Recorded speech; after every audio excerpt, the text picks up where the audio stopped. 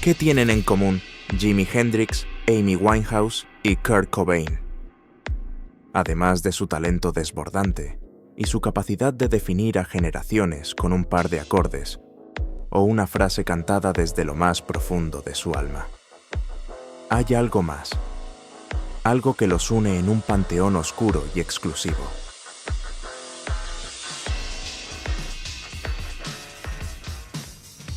Les damos la bienvenida al club más trágico y legendario de la historia de la música, un club al que nadie pide entrar, del que nadie puede salir y cuyos miembros están congelados para siempre en la cúspide de su juventud. El Club de los 27. La idea de que morir a los 27 años es una especie de maldición para los músicos no es nueva, pero ¿de dónde salió exactamente? ¿Es una coincidencia macabra? ¿Un patrón estadístico? ¿O el resultado inevitable de una vida vivida al límite? Para entenderlo, tenemos que viajar en el tiempo. Finales de los 60, el mundo está cambiando. La música es el motor de una revolución juvenil que grita libertad, paz y amor. Pero en la sombra de ese sueño, algo empieza a salir mal. El primer nombre en esta lista no oficial fue Brian Jones, el genio fundador de los Rolling Stones, el multiinstrumentista que le dio a la banda su sonido experimental y psicodélico. Pero mientras Jagger y Richards se convertían en los rostros del rock, Jones se hundía en la paranoia y el abuso de sustancias. Se sentía un extraño en su propia banda. El 3 de julio de 1969 lo encontraron en el fondo de su piscina. Tenía 27 años. En su momento, fue una tragedia aislada. Nadie vio un patrón. Aún no. Pero entonces, poco más de un año después, el 18 de septiembre de 1970, el dios de la guitarra, Jimi Hendrix, muere en Londres ahogado en sus propios vómitos tras una sobredosis de barbitúricos. Tenía 27 años. El mundo quedó en shock. Dos genios la misma edad. ¿Coincidencia?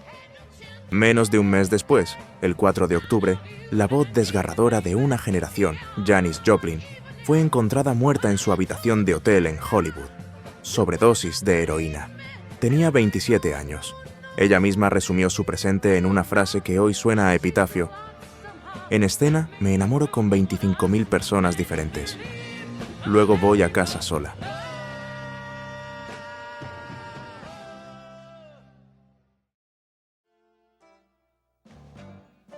Aquí es donde la historia da un giro que hiela la sangre.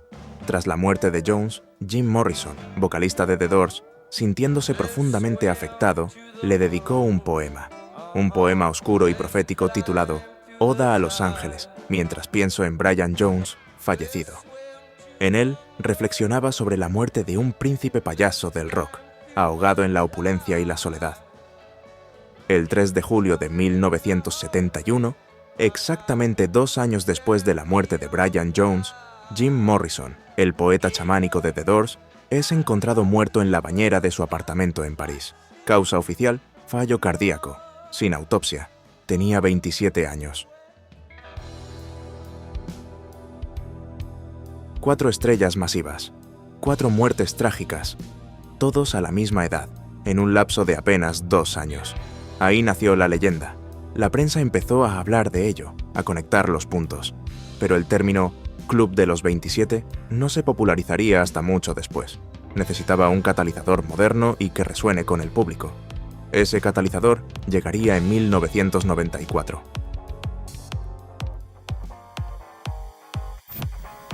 Kurt Cobain, la antiestrella de rock, el portavoz reacio de una generación cínica y desencantada, que, irónicamente, lo convirtió en el ídolo más grande del planeta.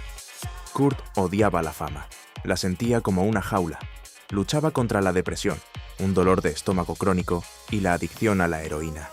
En sus diarios escribió: «Prefiero ser odiado por quien soy que amado por quien no soy».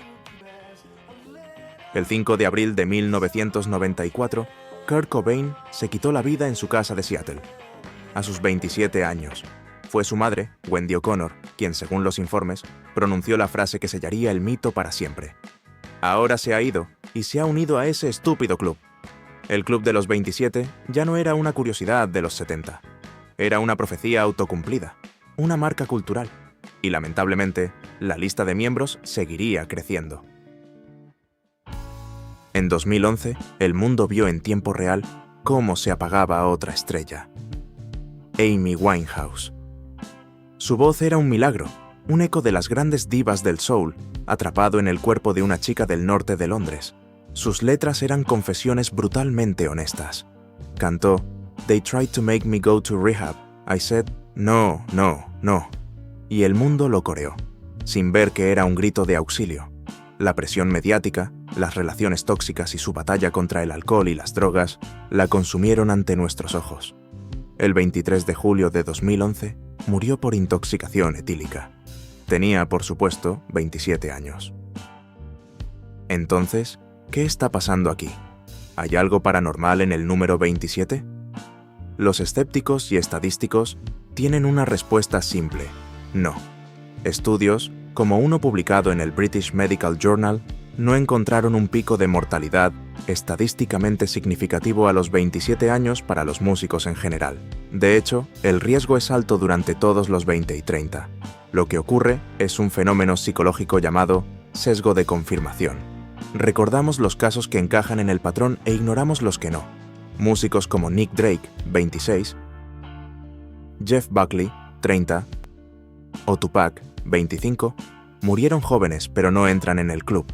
Pero, ¿y si las estadísticas no cuentan toda la historia? El Club de los 27 no es un fenómeno estadístico, es un fenómeno cultural. Es una narrativa, una historia que nos contamos sobre el genio, la juventud y la autodestrucción.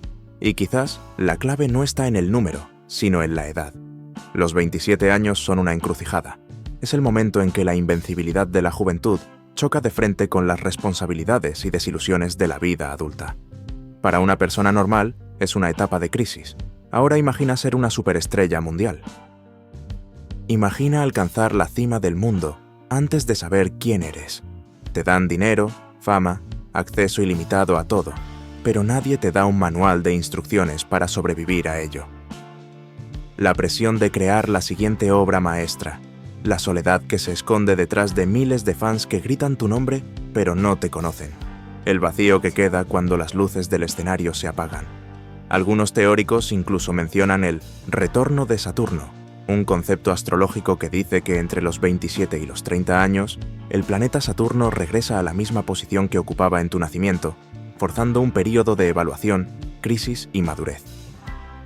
Para almas sensibles y atormentadas, esta presión cósmica, sumada a la terrenal, podría ser insoportable. Al final, el Club de los 27 es una trampa, una que romantiza la tragedia y convierte a seres humanos complejos y frágiles en mitos convenientes. Los recordamos como leyendas congeladas en el tiempo, eternamente jóvenes y rebeldes.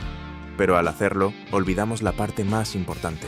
Eran personas con un don extraordinario que, a largo, se convirtió en su carga más pesada.